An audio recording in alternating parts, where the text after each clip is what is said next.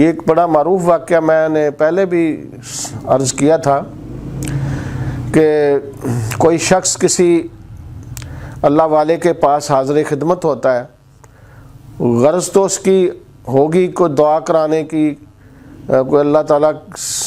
کی طرف کوئی سفارش کروانے کی، کوئی معافی لینے کی۔ تو وہ جب حاضر ہوتا ہے تو وہ اللہ والے جو ہیں وہ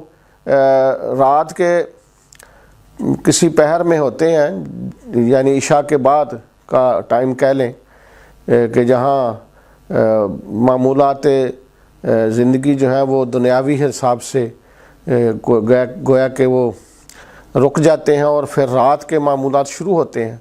تو رات کے معمولات عشاء کے بعد کچھ مراقبہ ہے، کچھ ورد وظائف ہوتے ہیں۔ وہ اہل اللہ جو ہیں وہ اس لیے فرماتے ہیں کہ بلکہ یہ حدیث شریف میں آتا ہے کہ تم کسی سے ملنا چاہتے ہو نا تو پھر عشاء سے پہلے ملاقات رکھو، اور اگر عشاء کے بعد آپ نے کوئی ملاقات کرنی ہے تو اس سے پہلے ٹائم لو، کیونکہ اس کے بعد یا آرام کرنے کا ٹائم ہوتا ہے، اور جو اہل ذوق لوگ ہیں ان کا قیام کا اور رکوع کا سجود وہ اور وظائف کا جو اپنے معمولات ہوتے ہیں اس کے مطابق وہ زندگی بسر کر رہے ہوتے ہیں۔ تو جب وہ شخص جاتا ہے اور وہ اپنے اس شیخ کے پاس حاضر ہوتا ہے اور وہ جو ہے اپنے مراقبے میں ہے، تو وہ جا کر السلام علیکم عرض کرتا ہے مگر جواب نہیں آتا، وہ پھر السلام علیکم کہتا ہے، پھر جواب نہیں آتا، تو وہ پھر کندھے پہ ہاتھ رکھ کر عرض کرتا ہے حضرت صاحب السلام علیکم۔ وہ اس کی طرف دیکھ کر وعلیکم السلام فرماتے ہیں، اور وہ جو سائل تھا وہ اپنے شیخ کے حضور جو پیش ہوا تھا وہ عرض کرتا ہے کہ حضور آج آپ اکیلے بیٹھے ہوئے ہیں؟ تو آپ انہیں فرماتے ہیں کہ نہیں یار، میں تو اکیلا نہیں بیٹھا تھا، تو نے مجھے آ کر اکیلا کر دیا ہے۔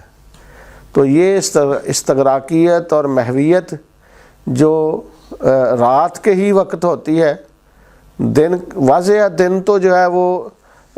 معمولات دن کے اور ہیں، رات کے اور ہیں۔ یہ مادی زندگی جو ہم گزار رہے ہیں، ناسوتی لائف جو گزار رہے ہیں، اس میں ہماری ذمہ داریاں ہیں، اس میں انسان نے اپنے نان و نفقہ کمانا ہے، بیوی بچوں کو کھلانا ہے، اس کے جو تمام معمولات ہیں وہ دن کے اور ہیں، اور رات کے بالکل اس سے مختلف ہوتے ہیں۔ اور یہ بھی ایک خاص نقطہ ہے کہ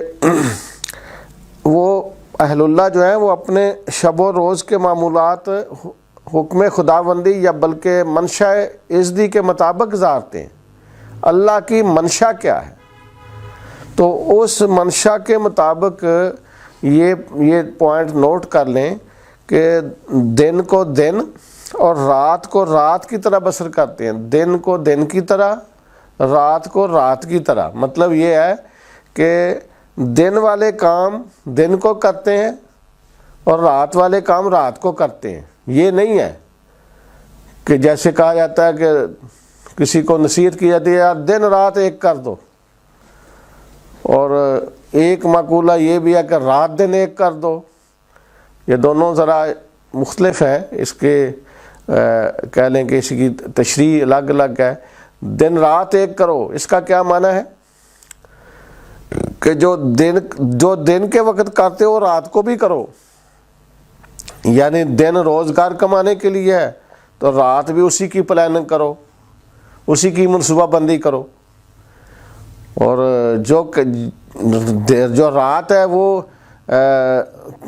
یعنی رکوع سجود کے لیے ہے، وظائف کے لیے ہے، اللہ تعالیٰ کی بارگاہ میں گڑگڑا کر رونے کے لیے ہے۔ تو رات کو دن کی طرح بسر کر لینا یا دن کو رات کی طرح، یہ دونوں جو ہے یہ یعنی تجاوز ہے۔ اس میں کہہ لیں کہ وہ جو توازن ہے زندگی کا وہ نہیں رہتا۔ تو توازن اسی میں ہے کہ دن کو دن سمجھو، رات کو رات سمجھو۔ یعنی دن رات ایک نہ کرو، جو دن کے وقت کر رہے وہی رات کو نہ کرو، اور جو رات کہتے ہیں نا کہ دن کار کے لیے اور رات یار کے لیے، دن کام کاج کے لیے ہے اور رات جو ہے وہ اپنے یار کو خوش کرنے کے لیے ہے، اللہ تعالیٰ کی بارگاہ میں حضوری کے لیے ہے۔ تو دن رات ایک کرو، پھر رات دن ایک کرو، رات دن ایک کرو یعنی جو رات کرتے وہ دن کو بھی کرو، یہ بھی غلط ہو گیا۔ جو رات کرنا ہے وہ دن نہیں کرنا، جو دن کو کرنا ہے وہ رات کو نہیں کرنا۔ تو جیسے آقا صلی اللہ علیہ وسلم کا اسوہ پاک ہے، جس طرح صحابہ اکرام کی زندگیاں ہم نے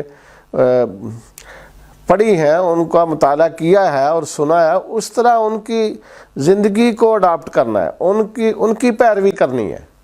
تو اس پیروی میں جو زندگی بسر کرنے والے لوگ ہیں، انہیں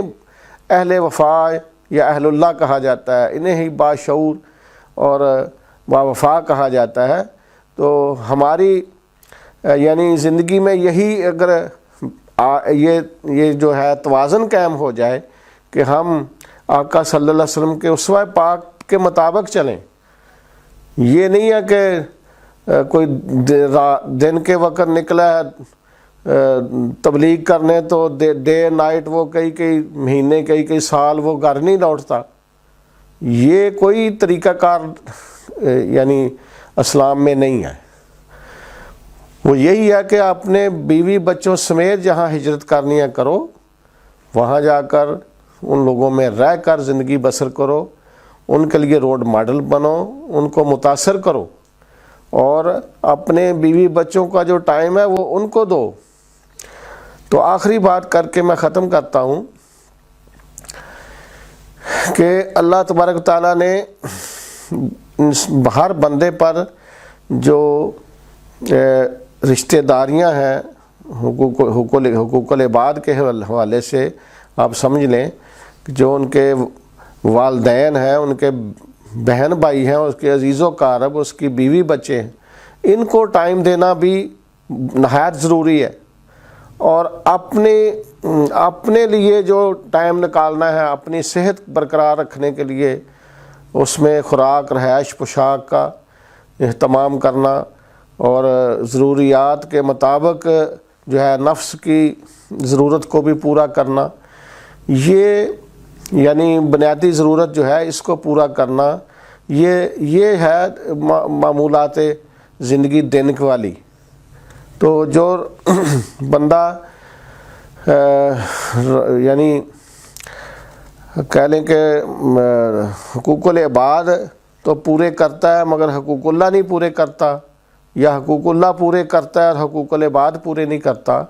تو وہ بندہ جو ہے نا وہ اللہ کی بارگاہ میں کوئی مقبول نہیں ہے۔ تو اللہ تبارک و تعالیٰ نے انسان کو جو دل دیا ہے وہ اپنے لیے دیا ہے کہ اس میں کسی کی محبت نہیں ہونی چاہیے، کسی غیر کی محبت نہیں ہونی چاہیے، دل میرے لیے ہے۔ گویا آپ سمجھیں کہ ٹائم آپ سب کو دیں لیکن دل صرف مجھے دیں۔ دل مجھے دے کا مطلب یہ ہے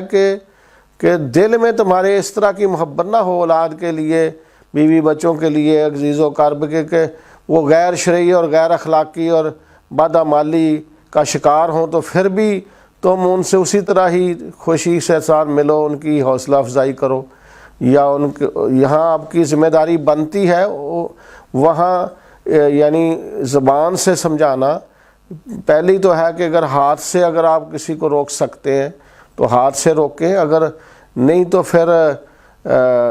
یعنی اسے زبان سے روکیں، اگر یہ بھی نہیں ہے تو پھر یہ کہ